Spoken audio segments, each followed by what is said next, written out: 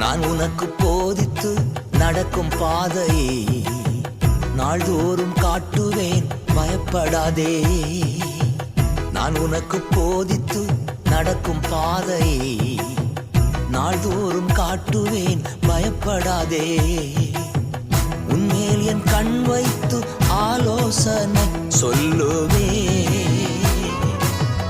உன்மேல் என் கண் வைத்து ஆலோசனை சொல்லுவேன்.